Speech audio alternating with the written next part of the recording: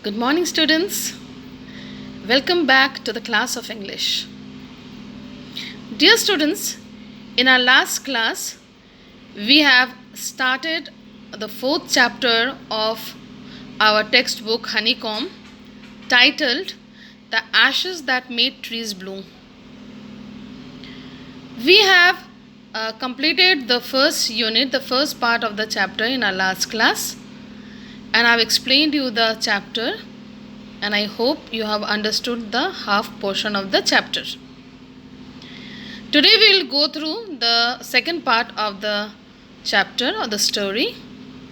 Before that, let me revise or let me tell you the theme of the story again, the main things of the story.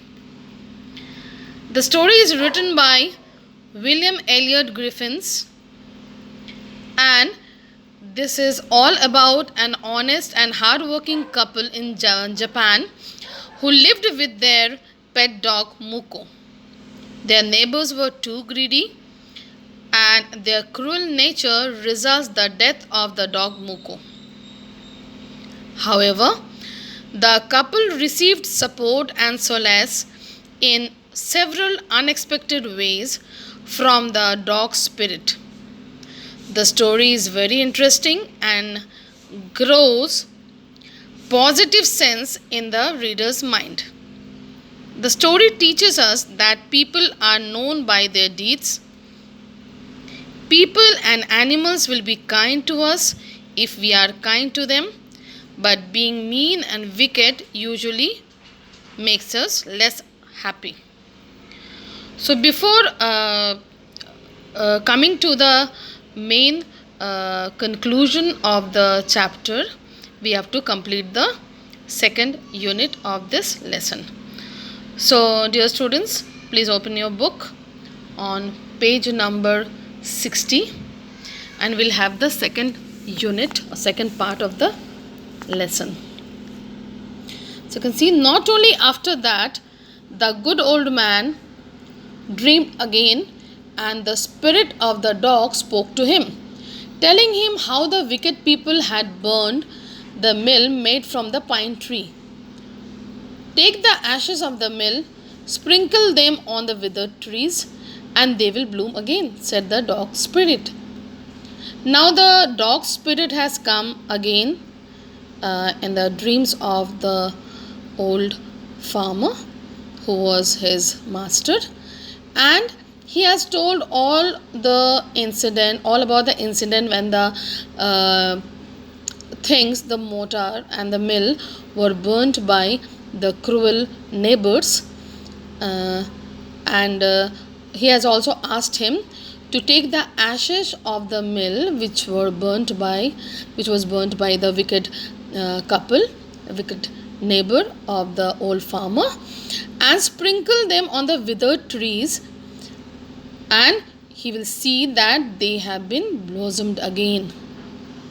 The old man awoke and went at once to his wicked neighbor's house, where he found the miserable old pair sitting at the edge of their square fireplace in the middle of the floor, smoking and spinning.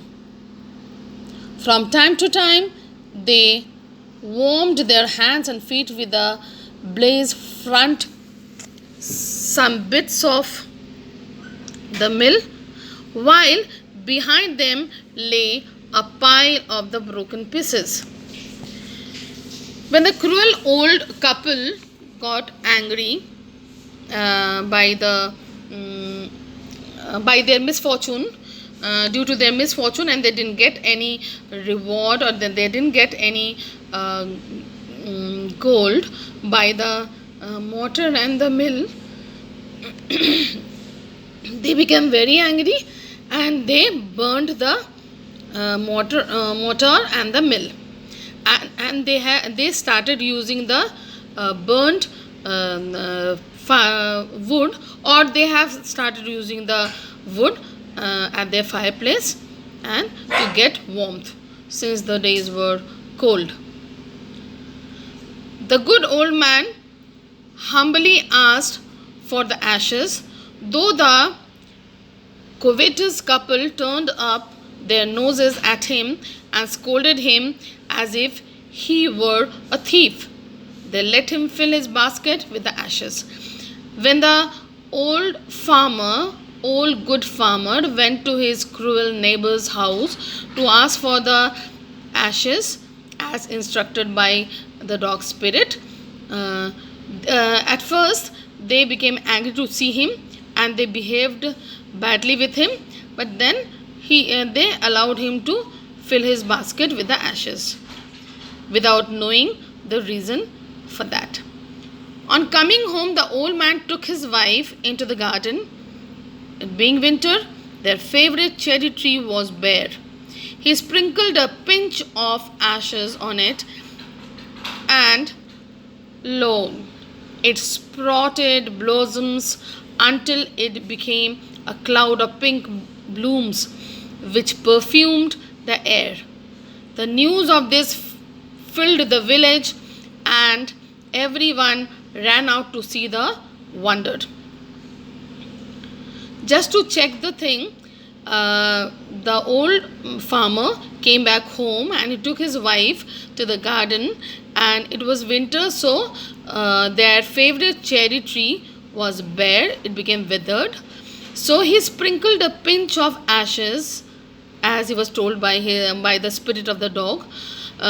He sprinkled a pinch of ashes on it, and the whole tree was sprouted. Whole tree started sprouted blossoms, and the tree was full of pink flowers, and it perfumed the air. The news spreaded to the whole village, and everybody was shocked to see the miracle, and they ran to see the wonder. The covetous couple also heard the story, and gathering up the remaining ashes of the mill, kept them to make withered trees blossom. When the cruel couple heard about this, they also started collecting the ashes of the mill which was there at their home in order to make the withered trees blossom. The kind old man, hearing his lord, the daimyo, was to pass along the high road near the village, set out to see him. Taking his basket of ashes, as the train approached, he climbed up into an old withered cherry tree that stood by the wayside. Daimyos were the rich landowners in Japan, so people used to give him a lot of respect in Japan those days. And whenever the daimyo's train or the palanquin passes through the road, people used to run, and they used to kneel down on their hands and knees to offer their regard and respect towards them. So when the old farmer heard about this, that the procession is about to pass, he took the basket of ashes and went to see the daimyo. And when the train was about to approach, he climbed on a withered cherry tree by the side of the road. Now in the days of the daimyos, it was the custom when their lord passed by for all the loyal people to shut up their high windows. They even pasted them fast with a slip of paper so as not to commit the impatience of looking down on his lordship. All the people along the road would fall upon their hands and knees and remain prostrate until the procession passed by. As I have just now told you about this custom, that the people of Japan used to show their regard and respect towards their daimyo this way. like they used to close their high windows, and they used to kneel down on their hands and knees to show their respect towards the daimyo, and they used to be like that only till the procession passed by. The train drew near. One tall, competent man marched ahead, crying out to the people by the way, "Get down on your knees, get down on your knees." And everyone kneeled down while the procession was passing. So, a man of the daimyo, used to warn the people or instruct the people to get down on their knees since the procession of the daimyo was passing.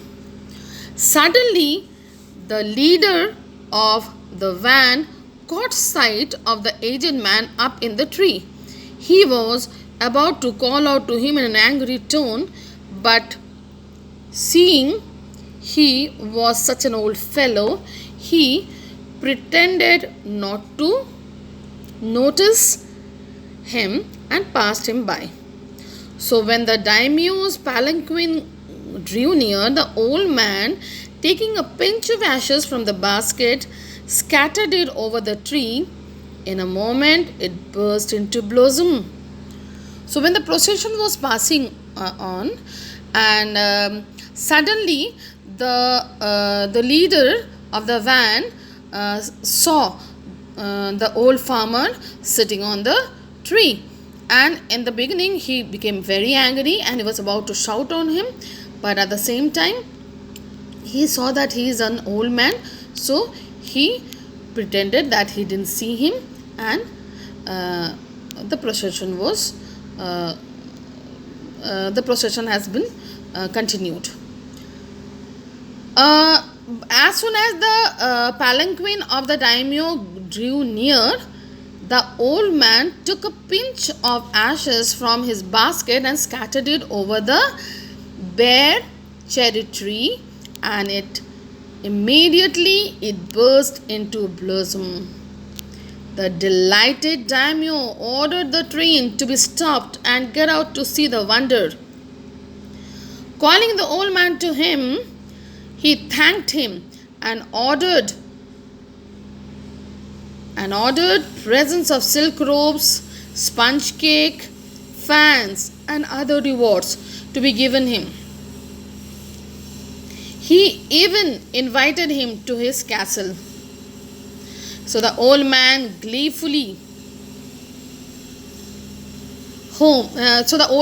went gleefully home to share his joy with his dear old wife.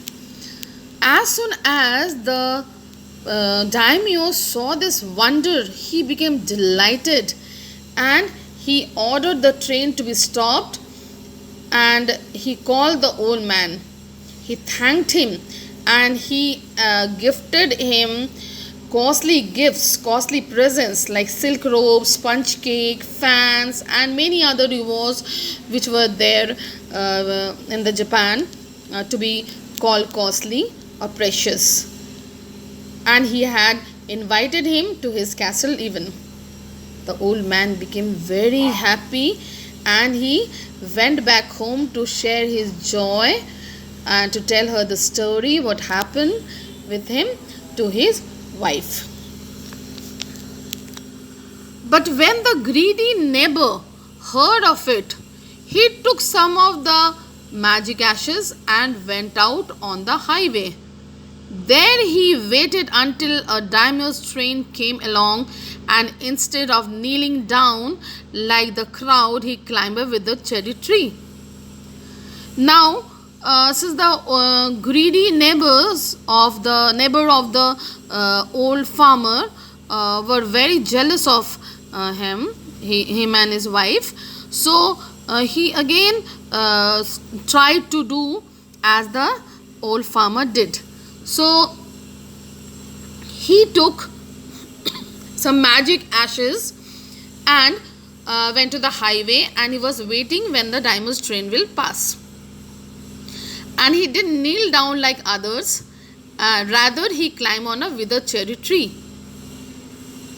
When the daimyo himself was almost directly under him, he threw a handful of ashes over the tree, which did not change a particle. The wind blew the fine dust in the noses and eyes of the daimyo and his wife.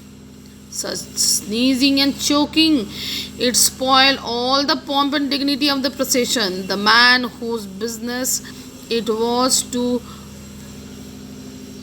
cry, "Get down on your knees," seized the old fool by the collar, dragged him from the tree, and tumbled him and his ass basket into the ditch by the road. Then, beating him soundly, he left him for dead. When the cruel neighbor was in the intention to get the rewards from the daimyo as his neighbor did, as his neighbor got received, he did the same act as the old farmer did. But when the daimyo's train was passing directly under him, under the tree where he was sitting, he threw a handful of ashes, a lot of ashes, not a pinch of ash, a handful of ashes over the tree, and but nothing was changed. No blossoms, no flowers bloom.